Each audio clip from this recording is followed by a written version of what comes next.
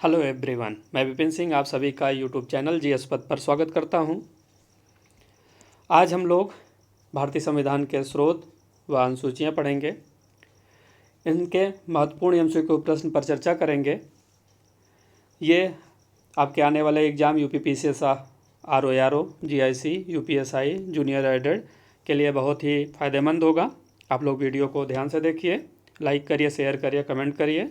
जो लोग भी चैनल पर नए हैं वो चैनल को सब्सक्राइब कर लें। महत्वपूर्ण एमसीक्यू प्रश्न पर चर्चा करने से पहले हम लोग भारतीय संविधान के स्रोत पर कुछ चर्चा करते हैं। भारतीय संविधान के निर्माण से पहले संविधान सभा ने बहुत से देशों के संविधान का अध्ययन किया। जो अधिनियम लागू किए गए थे भारत के लिए उनका अध्ययन किए, और कांग्रेस के जो प्रस्ताव समय समय पर लाए गए थे उनका भी अध्ययन किया गया। सभी का अध्ययन करने के बाद जहाँ से भी जो भी उपबंध भारतीय संविधान के लिए अच्छे लगे उनको संविधान सभा ने संविधान में समाहित किया। तो इस प्रकार भारतीय शासन अधिनियम 1935 का बहुत बड़ा रोल रहा है। हमारे संविधान में बहुत ज़्यादा संख्या में 1935 अधिनियम के उपबंधों को शामिल किया गया।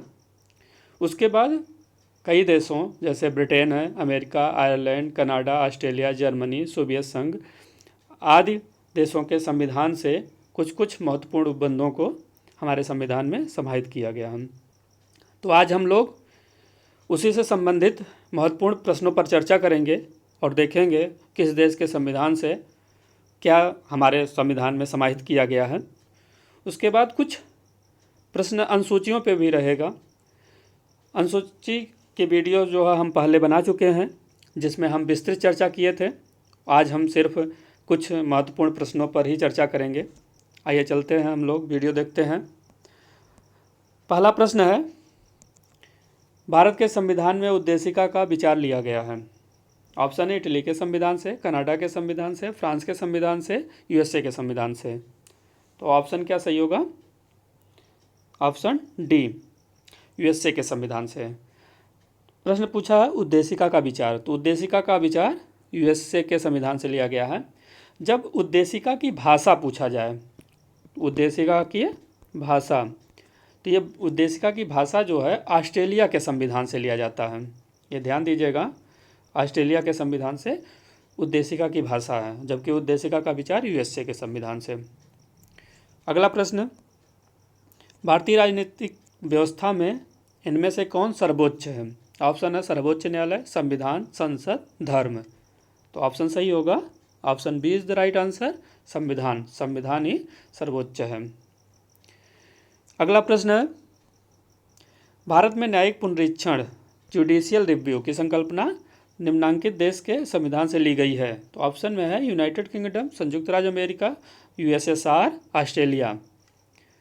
तो ऑप्शन क्या सही होगा? न्यायिक पुनरीक्षण, ऑप्शन बी यूएसए, संयुक्त राज्य अमेरिका के संविधान से लिया गया है। न्यायिक पुनरीक्षण या जुडिशियल रिव्यू क्या होता है? तो इसमें सर्वोच्च न्यायालय जो है विधानों एवं आदेशों का न्यायिक पुनरावलोकन कर सकता है तथा उन विधानों एवं आदेशों को शून्य घोषित कर सकता है जो संविधान के प्रावधानों का उल्लंघन करते हैं। ठीक। अगला प्रश्न, भारत की संघात्मक व्यवस्था निम्नलिखित में से किस देश से संबंधित है? तो ऑप्शन में है कनाडा, यूनाइटेड किंगडम, संयुक्त राज्य अमेरिका, आयरलैंड।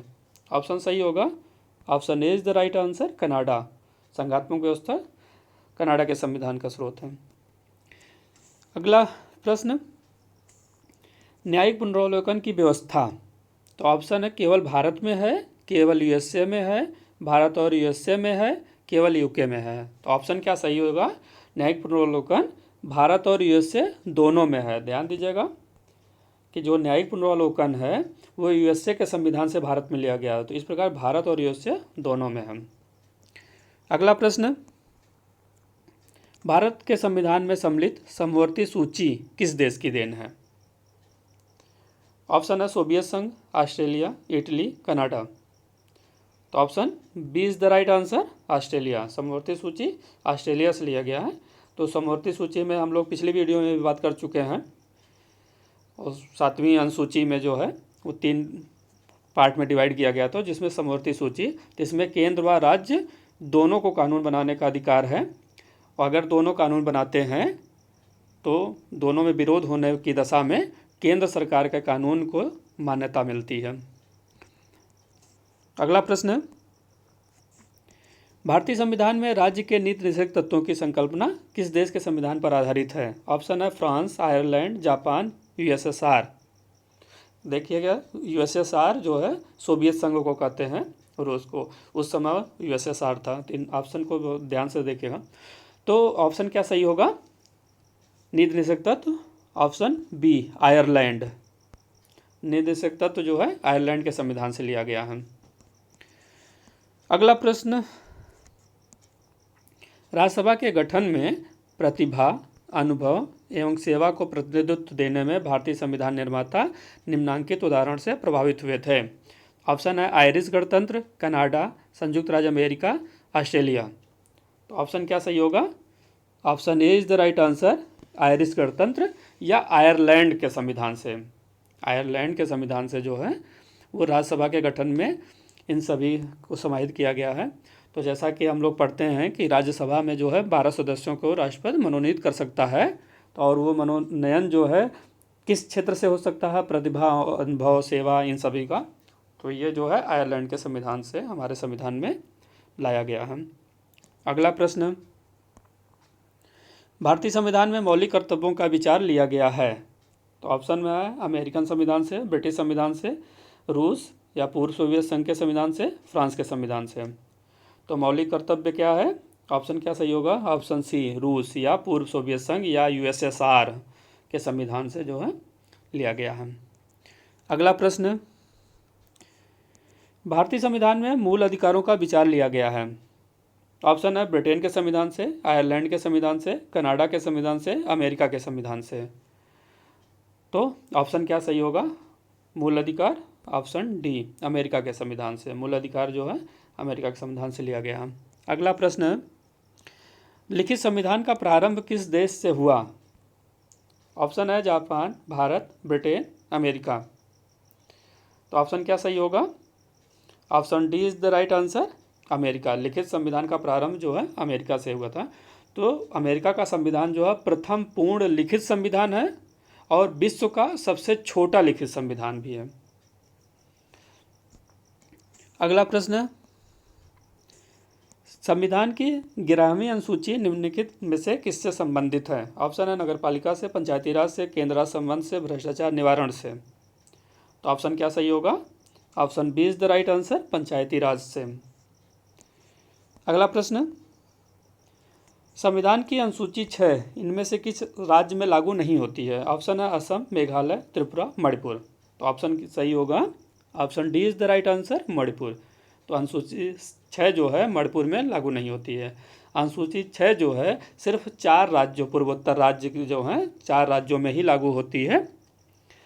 तो जिसमें असम है, मेघालय, त्रिपुरा है और मिजोरम।